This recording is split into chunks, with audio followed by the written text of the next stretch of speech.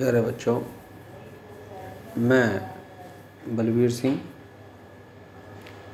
आज से पहले आपको व्यापार और व्यापारी में कौन कौन से आवश्यक गुण होने चाहिए, एक सफल व्यवसायी को व्यापार करने से पूर्व किन किन बातों का ध्यान रखना चाहिए, इस बात पर हम चर्चा कर चुके हैं। आज हमारा नया टॉपिक है एकांकी व्यापार।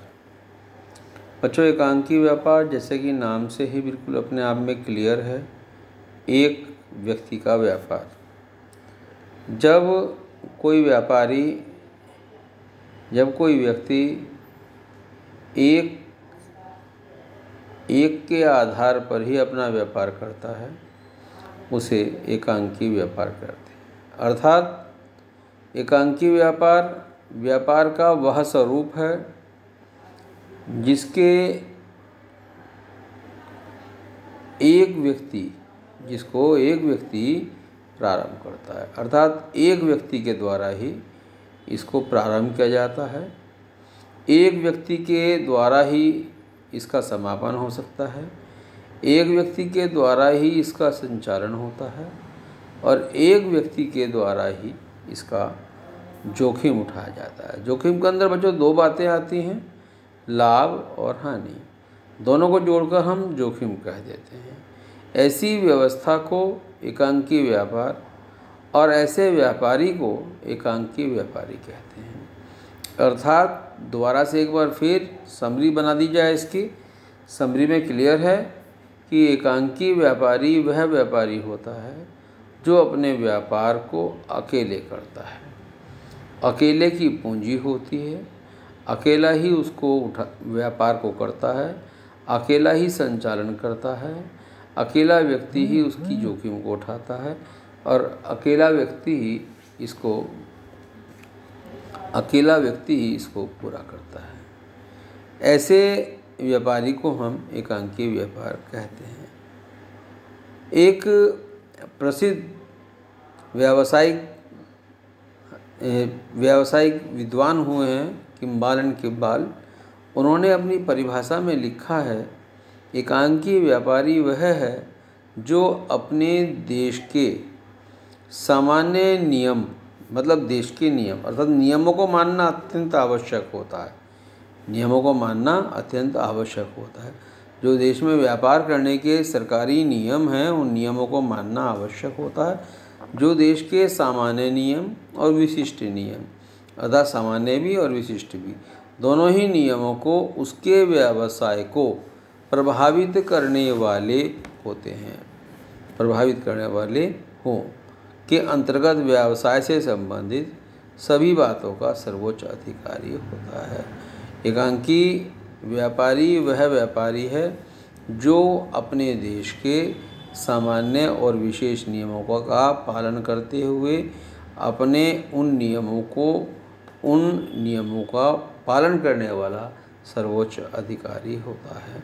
अर्थात उपरोक्त को हम इस प्रकार से कह सकते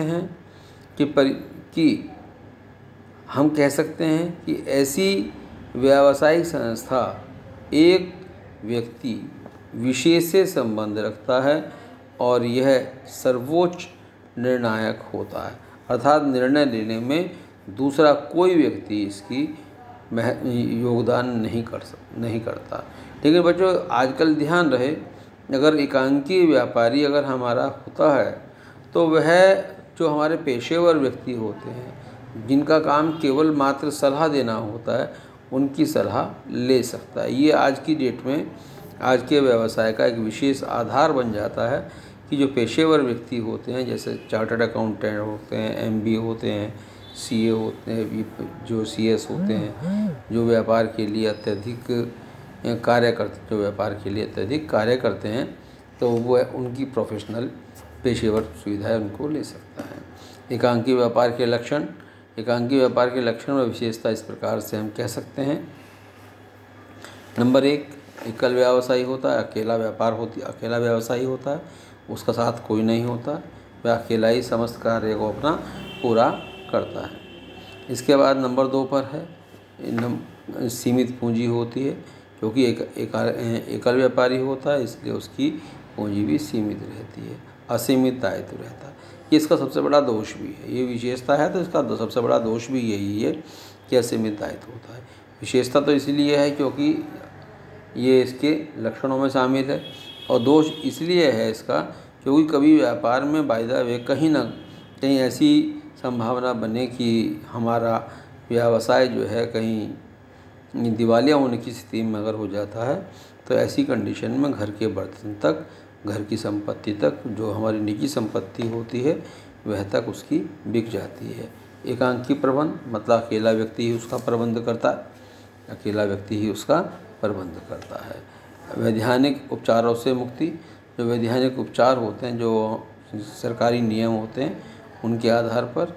इसके बाद सीमित कार्य क्षेत्र होता है। सीमित मतलब ऐसा व्यक्ति केवल जो है अपनी रोजी रोटी को चलाने के लिए ही व्यापार करता है, इसकी अत्यधिक महत्वाकांक्षा नहीं होती, अतः इसका सीमित कार्य क्षेत्र होता है। पूंजी पर एकाधिपत्य, पूंजी अकेले व्यक्ति की होती, अकेला व्यक्ति ही पूंजी लगाता है। व्यापार के चुनाव की स्वतंत्रता, किसी भी व्यापार को कर सकता है, इसमें किसी कि दूसरे की सलाह लेने की आवश्यकता नहीं होती, किसी भी व्यापार को वह कर सकता है। अगला हमारे पास है प्रारंभ करने से स्वतंत्रता। प्रारंभ व समापन करने की स्वतंत्रता होती है, वह आसानी से प्रारंभ भी कर सकता है और आसानी से उसका समापन भी कर सकता है। क्योंकि अकेला व्यक्ति होता है, इसलिए प्रत्येक व्यक्ति से इसका व्यक्तिगत संपर्क होता है। जो वर्ष के अंत में वह लाभ कमाता है, उस पर भी उसका एकाधिकार होता है, उसे बांटना नहीं पड़ता। और व्यवसाय की गोपनीयता होती है, व्यवसाय की गोपनीयता, क्योंकि अकेला व्यक्ति अगर होता है तो व्यवसाय की गोपनीयता भी होती है।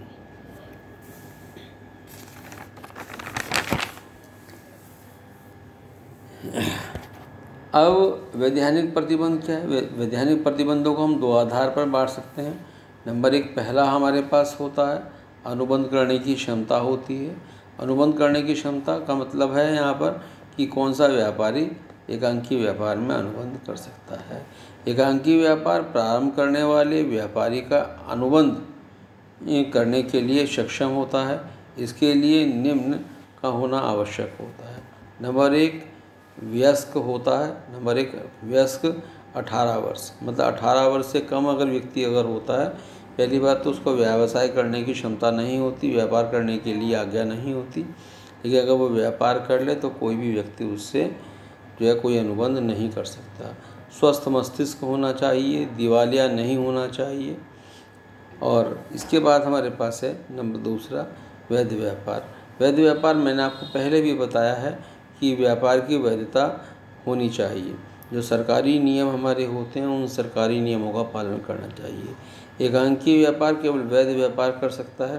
वैसे तो कोई भी व्यापार केवल वैध होना चाहिए, चाहे एकांकी हो और चाहे इसमें जो है पार्टनरशिप हो या कंपनी हो, केवल वैध व्यापार ही किया जा सकता है। जिस व्यापार का स्वामी व्यापारी जिस व्यापार को करना चाहता है, उसके लिए यदि वैध व्यापार अगर है तो प्रतिबंधित व्यापार अगर है, वैध प्रतिबंधित व्यापार अगर है तो नियमानुसार उसका सरकार से लाइसेंस ले लेना चाहिए। बच्चों, ये हमारा आज का टॉपिक यहाँ पूरा होता है। कल हम इसकी लाभ व हानियाँ कराएंगे। आज इसको उतार लेना और पढ़ लेना। धन्यवाद।